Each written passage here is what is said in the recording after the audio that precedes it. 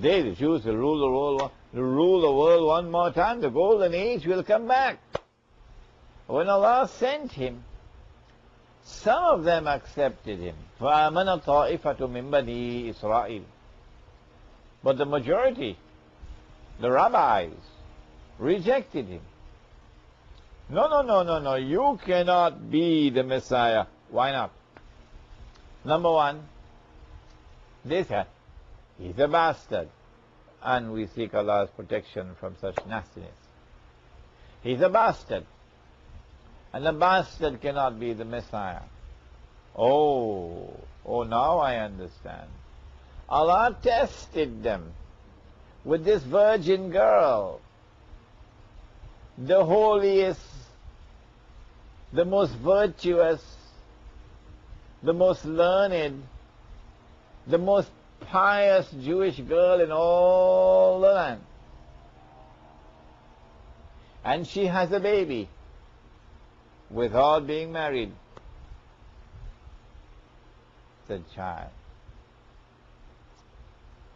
Oh no, they were wrong.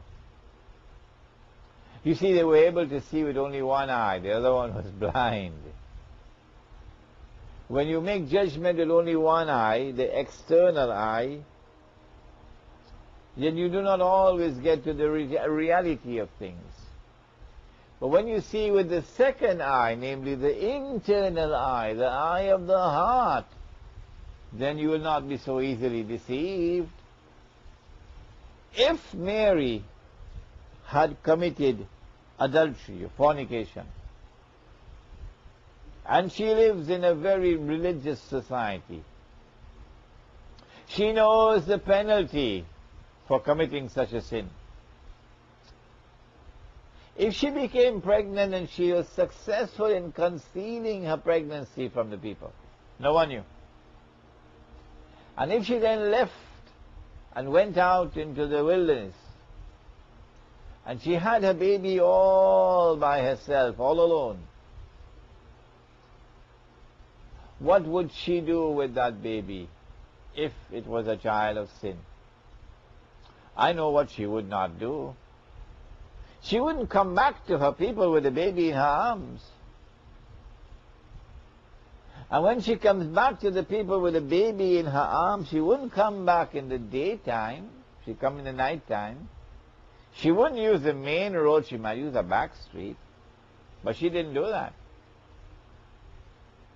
Here was a Mary who returned with the baby, holding the baby in front of her, not hiding the baby. And when the people accosted her, Mary, whose baby is that? Mary, how could you do such a thing? Your father, your mother were not evil people.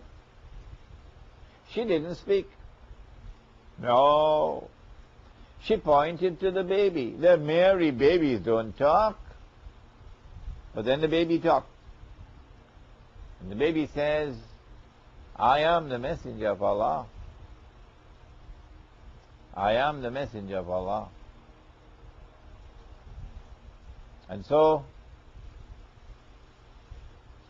here was evidence that there was more to this than meets the eye. What any girl would have done if she had committed sin was to go and give away the baby or abandon the baby with someplace. But Mary didn't do that. She came back with the baby. And they accused her. They were deceived. No, she was a virgin. And she gave birth to the baby miraculously because Allah wanted to test them. They failed the test.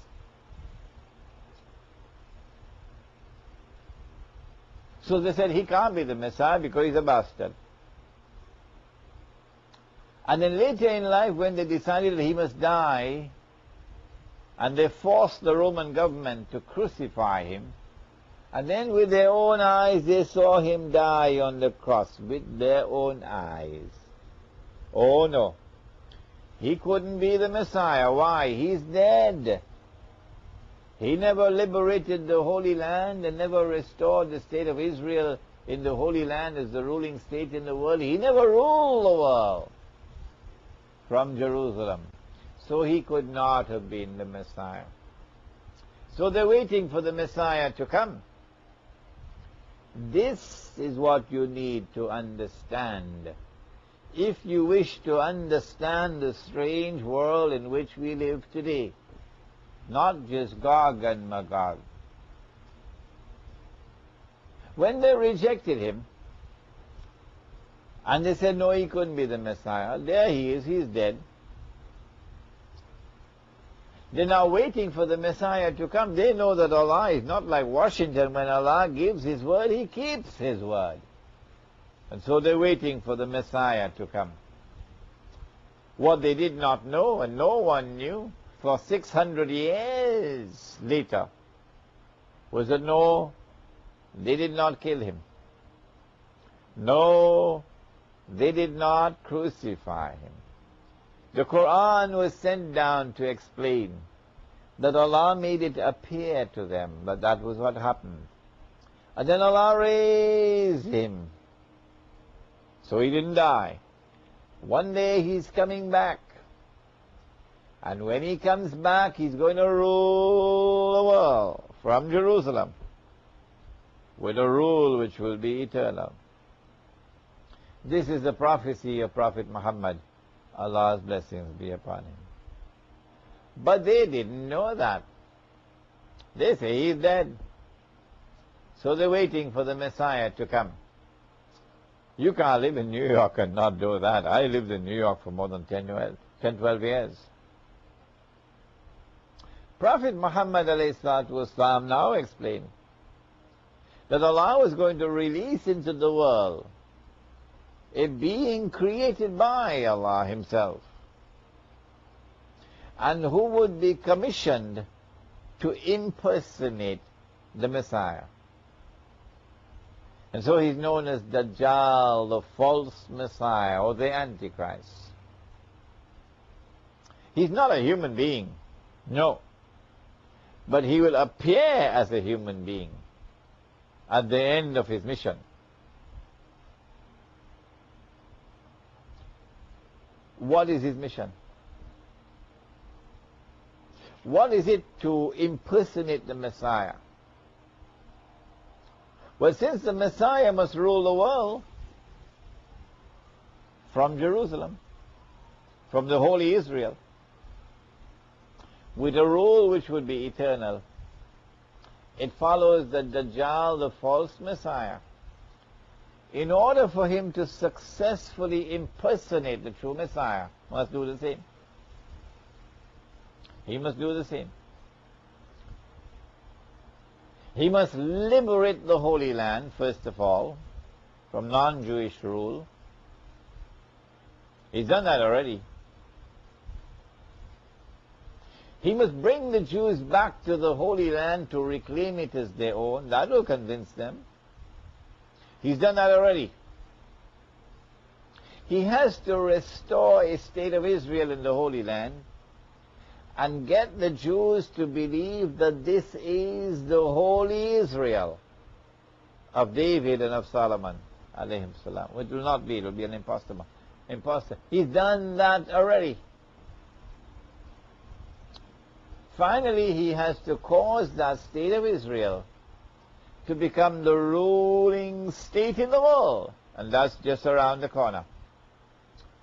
I assume that Israel's big war of territorial expansion, which will allow Israel to seize all the oil of the Arab Gulf, and which will allow Israel to seize the Suez Canal,